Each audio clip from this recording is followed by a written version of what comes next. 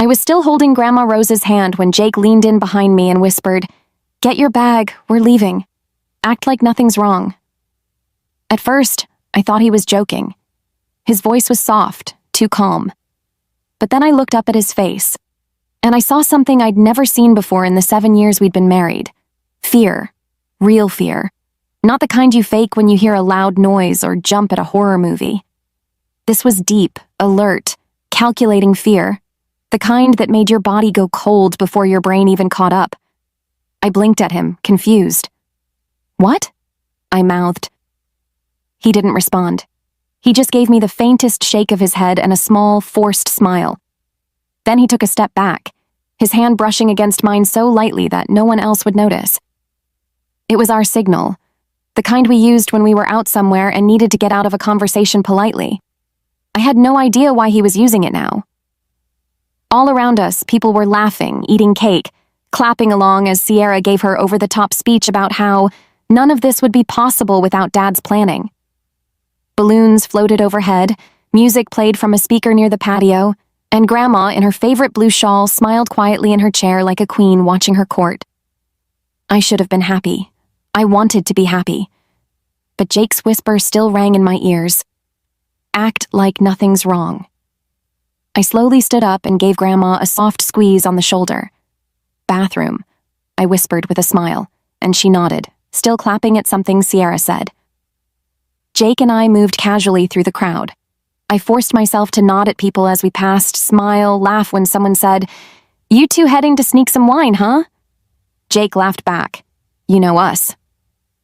We entered the house through the sliding door. The moment it closed behind us, Jake grabbed my wrist. Not hard, just enough to make it clear we weren't stopping. "Jake, what's going on?" I asked, trying to keep my voice calm. "You're scaring me." "Just trust me," he said. "I'll explain everything in the car." I followed him to the front hallway where we'd left our things. He handed me my purse and my phone and scanned the room with quick, darting eyes. Then we stepped outside. The sun was still out. Kids ran across the lawn. Laughter echoed from the backyard. Everything looked normal, but it didn't feel normal. Not anymore. Jake unlocked the car with a beep, opened my door, and waited until I was inside before walking around to the driver's side. He slid in, started the engine, and immediately locked all the doors. The click echoed like a gunshot in my ears. He didn't move. He just sat there, eyes fixed on the rearview mirror. Then, slowly, he turned to me and said something I'll never forget. "Something's very, very wrong." My mouth went dry. "What are you talking about?" I asked, heart pounding.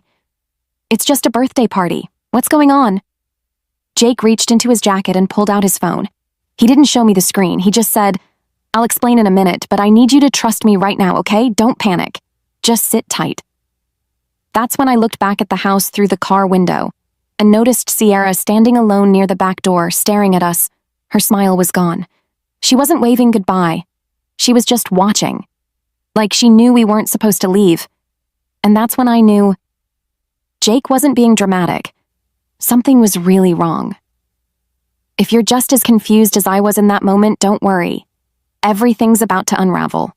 Stick with me and make sure to like, subscribe, and hit the bell so you don't miss what happens next. It started with a phone call I almost didn't answer. I was folding laundry on a quiet Sunday afternoon when my phone buzzed across the counter. I saw my dad's name on the screen and hesitated. We hadn't spoken much in the last few years. Not because of some big fight, but more because every conversation left me feeling smaller, like I didn't belong in his version of family. Still, curiosity got the better of me. I picked up. "Hi, Dad." "Maya," he said, his voice unusually cheerful. "How are you, sweetheart?" I was immediately on alert. My father rarely called me unless he wanted something. "I'm okay. What's going on?" He chuckled softly. "Well, I wanted to talk to you about something important. Your grandmother's birthday is coming up, her 85th, can you believe it?" Of course I could. Grandma Rose was sharper than most people half her age, but I stayed quiet, waiting for the catch.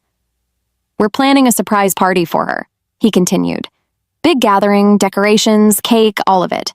Your sister's helping organize it, and we thought..." It would be really nice if you came too. That made me pause. Sierra and I hadn't been close since we were teenagers. She always seemed to treat life like a competition, and I was the opponent she wanted to beat. Still, I couldn't ignore Grandma's birthday. That woman had done more for me than both of my parents combined. Of course, I said, surprising even myself. I'd love to be there. Wonderful, Dad said. It'll mean the world to her.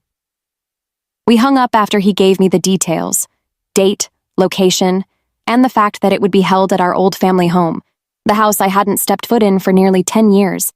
That part made me pause, but I shook it off. When I told Jake later that evening, he looked thoughtful. Your dad invited you? He asked, raising an eyebrow. Yes, I said. I know it's weird, but I can't miss Grandma Rose's 85th. She practically raised me. Jake nodded slowly, but didn't look convinced. And Sierra's involved too? Yeah, why? He leaned back in his chair and sighed. I don't know, it just feels sudden, like they're trying too hard to make it sound perfect. I knew where he was coming from. My dad and sister were never the warm family dinner type. But still, Grandma Rose deserved to be celebrated. And maybe, just maybe, they were trying to patch things up. People change, right? Jake agreed to come with me, though I could tell he was doing it more to support me than out of excitement. He even booked a small hotel nearby in case we needed some space after the party. I appreciated that. The week leading up to the trip felt strange. I kept imagining walking back into that house, seeing my old bedroom, stepping onto the creaky porch where I used to sit with Grandma and drink lemonade, and every time I thought about it, I felt a weird mix of nostalgia and unease. The day we left, Jake double-checked everything: car tires, GPS, phone chargers. He's always careful, but he seemed extra focused this time. I brushed it off as him being overprotective. The drive took 6 hours. We played music, shared snacks, and tried to keep things light. Jake asked questions about my childhood, and I told him the good parts, like how Grandma used to sneak me cookies when my dad said no, or how we used to build blanket forts in the living room. We didn't talk much about Sierra, or my father. Some memories are better left in boxes. When we finally pulled into the driveway, it was like stepping into a memory frozen in time. The same white shutters, the same faded welcome mat, but everything felt staged. The lawn was perfectly trimmed, balloons tied to every post, and a banner that read, "Happy 85th Rose," hung above the garage. My father greeted us with a big smile and arms wide open. There she is, he said. My girl. Sierra appeared next to him, holding a clipboard and giving me an air kiss on the cheek. We're so glad you made it, Maya, really. Jake stood beside me, his grip on my hand just a little too tight. He didn't say anything, but I felt it too. Something about all of this didn't feel right. The moment we stepped inside the house, I felt it. Not warmth, not comfort, not nostalgia, just something strange. Off. The living room looked exactly how I remembered it, only too perfect, like a replica from a catalog. The rug I used to lay on while coloring with Grandma had been replaced. The walls were freshly painted. And yet, there was this chill in the air, like the house was holding its breath. Jake noticed it too. I could tell from the way his eyes scanned every corner, how his fingers tapped restlessly against his leg. He was in observation mode. That quiet part of him always kicked in when something didn't sit right. Looks nice, I said softly, looking around.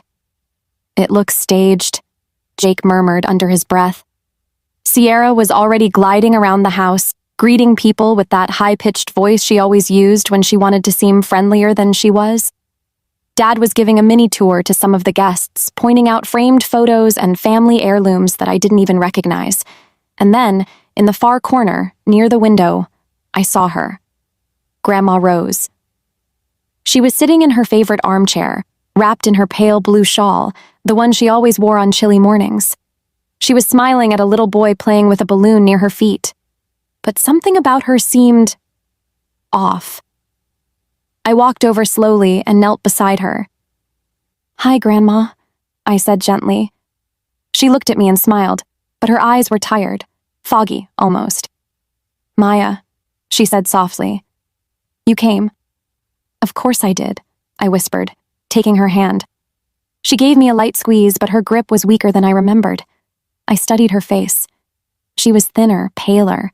Her cheeks had lost their usual rosiness, and her eyelids drooped like she hadn't had real rest in days.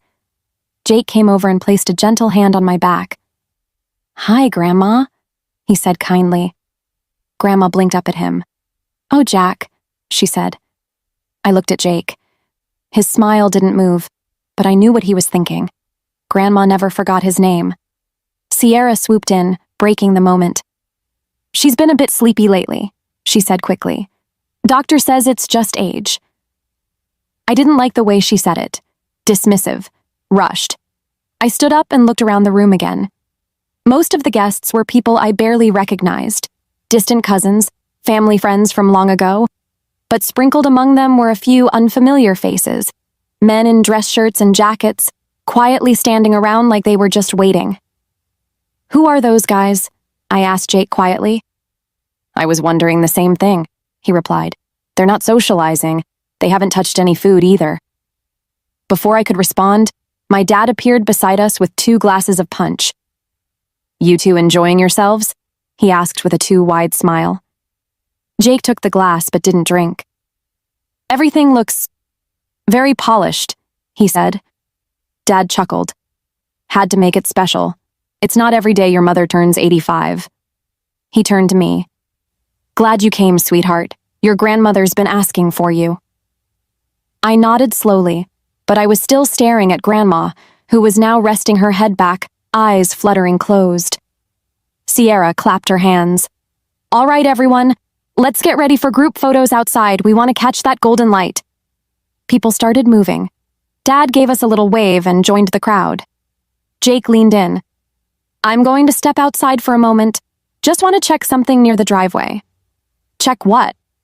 He gave me a look that said, "I'll explain later." I nodded. "Be careful." He slipped away without drawing attention. I stayed with Grandma, brushing a loose strand of hair from her forehead. She stirred, but didn't open her eyes. I couldn't shake the feeling in my gut. The decorations were perfect. The house was spotless. Everyone was smiling. But none of it felt real. It felt like a setup. And for the first time that day, I wondered if coming back was a mistake. Jake was gone for maybe 10 minutes. When he came back inside, I could tell something had changed in him. His jaw was tighter, his eyes sharper. The kind of look he gets when he's piecing things together in his head, when something just doesn't add up. He walked straight over to me where I was helping Grandma sip water from a paper cup. "You okay?" I asked, watching him closely. "Yeah," he said, but his voice was clipped. "Can I talk to you for a sec? In the hallway?" I looked at Grandma, who was nodding off again in her chair, then back at Jake. "Sure."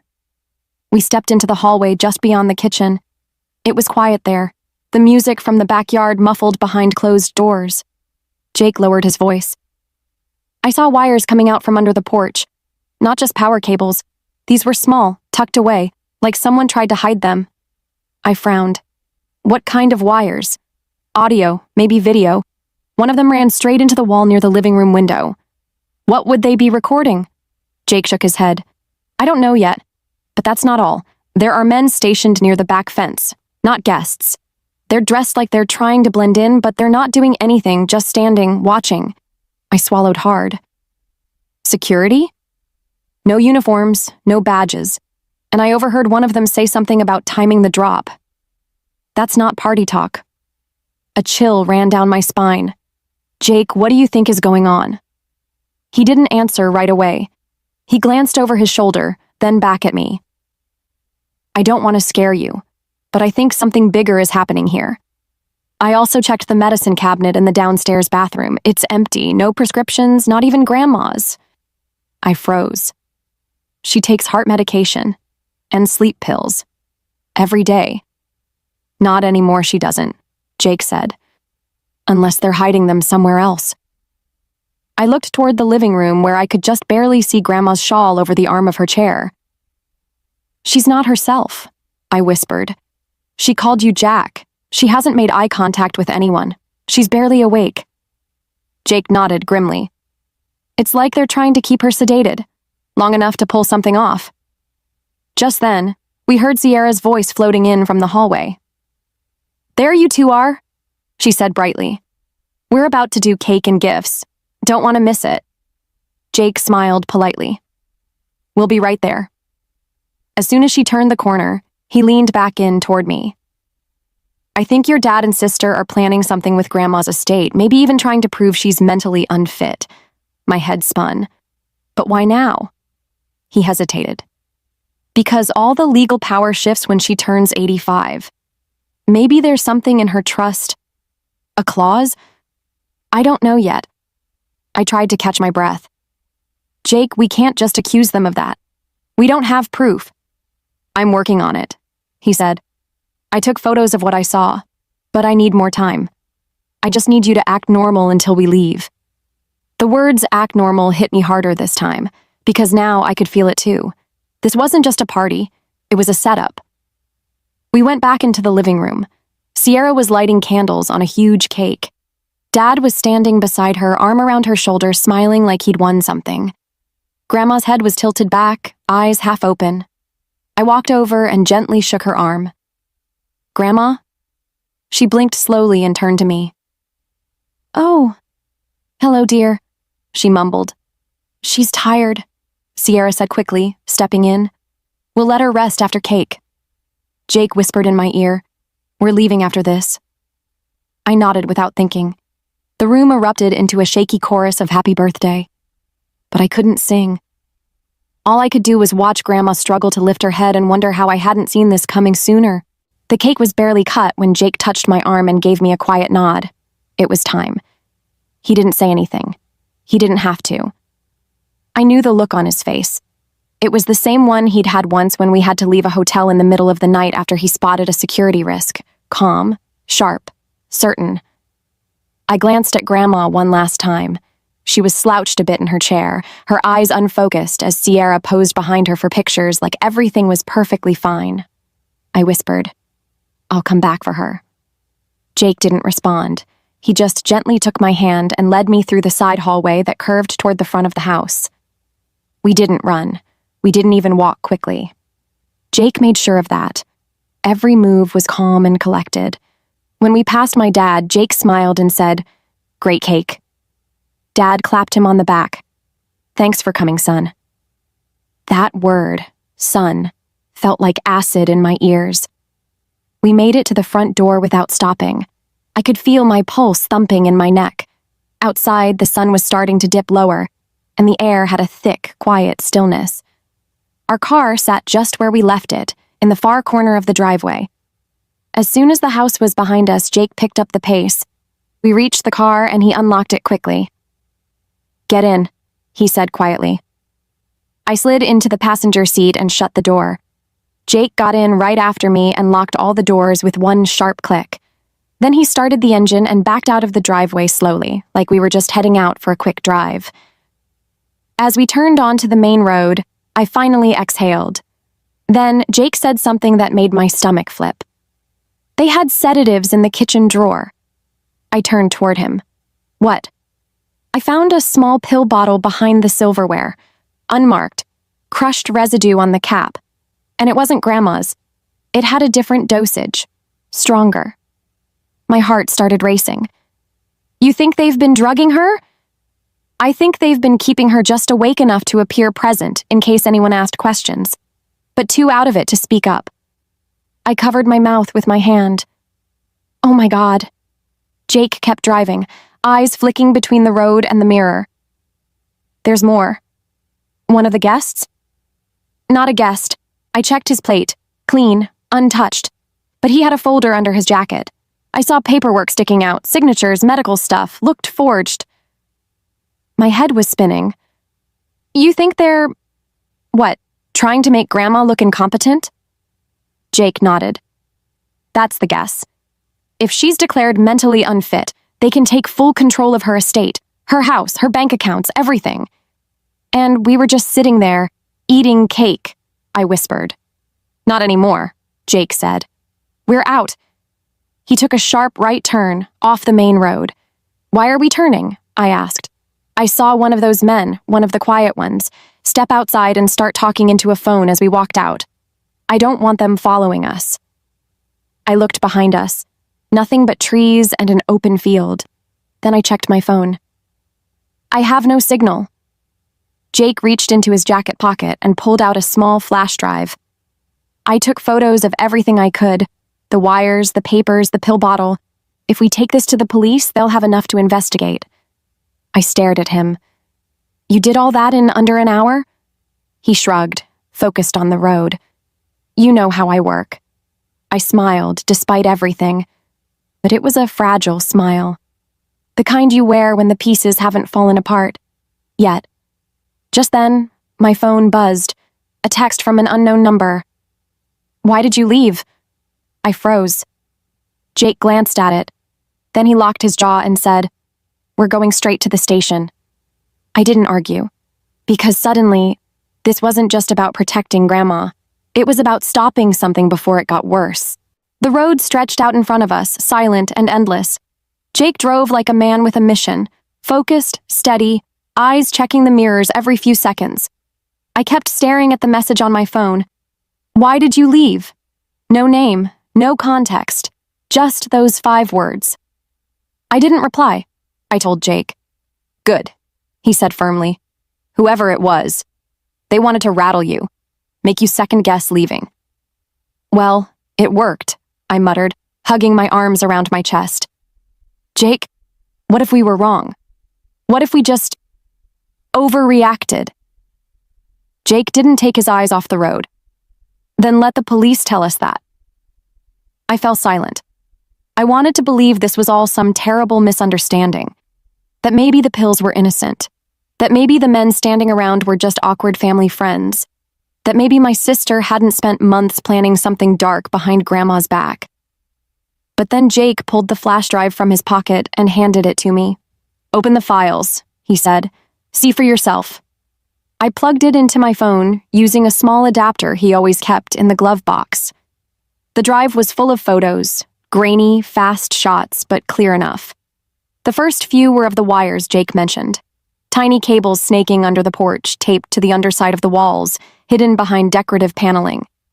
The next showed the medicine bottle, tucked behind the cutlery. Crushed residue on the inside of the cap, no label.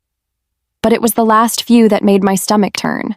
Papers, forms, a close-up shot of a document with a forged signature, my grandmother's name scrawled in sloppy handwriting that didn't even match hers.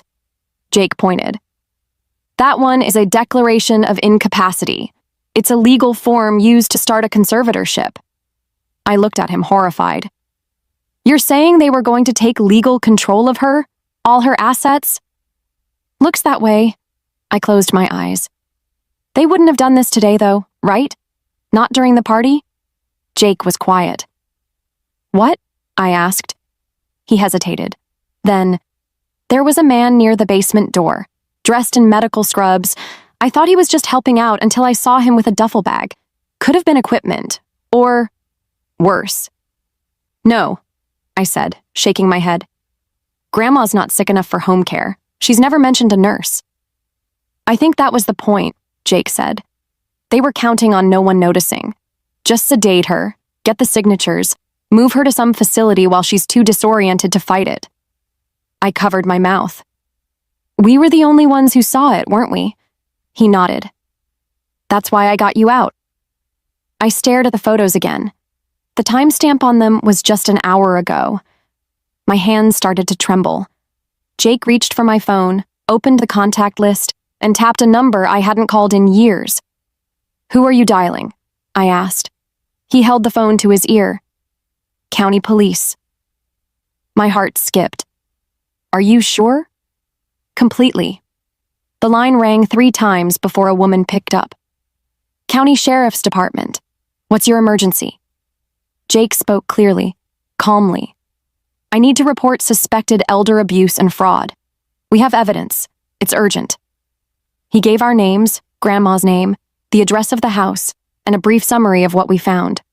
The woman on the other end asked him to pull over if possible and wait for officers to meet us.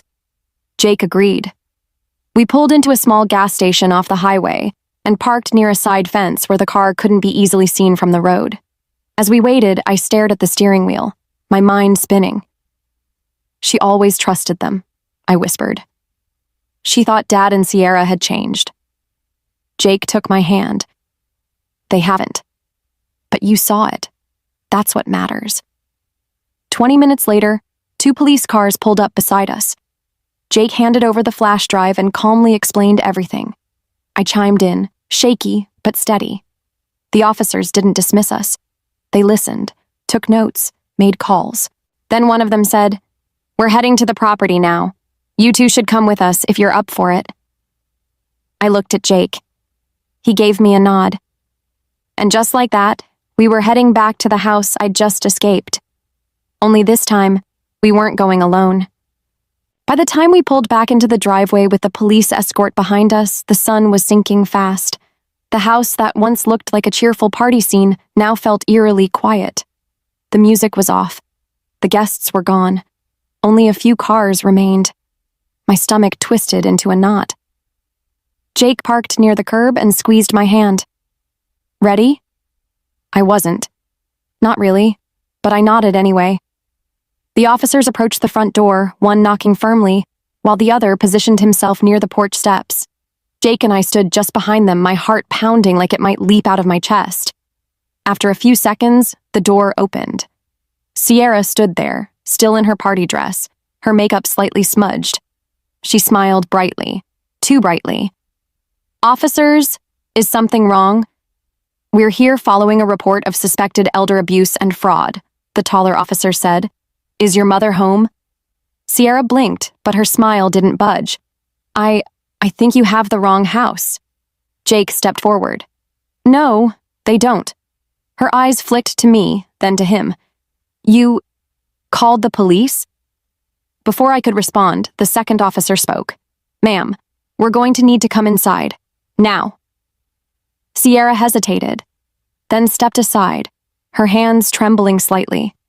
"Of course, please." The living room looked just as we'd left it, only now it was darker, shadows stretching across the floor. And in the center of it all, still in her armchair, was Grandma Rose. She was asleep, or unconscious. The older officer stepped forward and gently tapped her arm. "Ma'am?" Her eyes fluttered open slowly. She blinked up at him, dazed. "Yes?" "Do you know where you are?" he asked softly. She looked around. "At home." "Do you know what day it is?" She paused. "My birthday?" Jake leaned into me. "She's still under something." The other officer radioed for paramedics, then turned to Sierra. "Where is her medication?" "In her bathroom," Sierra said quickly. "Why?" "Can you show me?" Sierra hesitated again. "It's just in the drawer. You're welcome to check." The officer nodded and disappeared down the hallway. At that moment, my father walked into the room. "What's all this?" he said loudly. "Officers, I don't know what my daughter told you, but this is a misunderstanding." Jake stepped forward. "Then you won't mind explaining the hidden surveillance equipment, the sedatives, and the forged documents I found in the house." Dad's face went pale. "Excuse me?" Jake pulled out his phone and held up one of the photos. "This is your signature on a legal declaration stating Grandma Rose is mentally unfit, filed without her knowledge." The lead officer looked at it, then turned to my father. "Sir, we'll need you to come with us." "You too, ma'am." Sierra's voice cracked. "We were just trying to protect her. She's getting worse. We were going to move her into care. She needs it." "No, I don't," Grandma said suddenly, her voice a bit stronger. Everyone turned to her. She sat up, slowly but firmly, blinking against the light. "I'm not confused. I'm not crazy. And I didn't ask to be locked in this chair all day while you planned to take my house." Tears welled up in my eyes. "Grandma," she looked right at me. "You came back for me." Jake knelt beside her. "We're going to make sure you're safe. You have my word." Paramedics arrived moments later. They began checking her vitals while the officers escorted Sierra and my father outside. Neither of them said a word. I stood in the doorway, watching them go. No yelling, no excuses, just silence. Jake wrapped his arm around me. They'll face charges, the documents, the meds, everything. There's more than enough. I nodded, still watching the police cars as they pulled away. Later that night, Grandma was taken to the hospital for observation. I rode with her in the ambulance. She held my hand the entire way and didn't let go until the nurse settled her into bed. I thought I was alone, she whispered. You never were, I said. Not for a second. Back at the hotel, Jake and I sat quietly on the bed. No TV, no music, just silence. You did good, he said finally. So did you, I replied. And for the first time in a long time, I felt something I hadn't in years. Not just relief, but peace.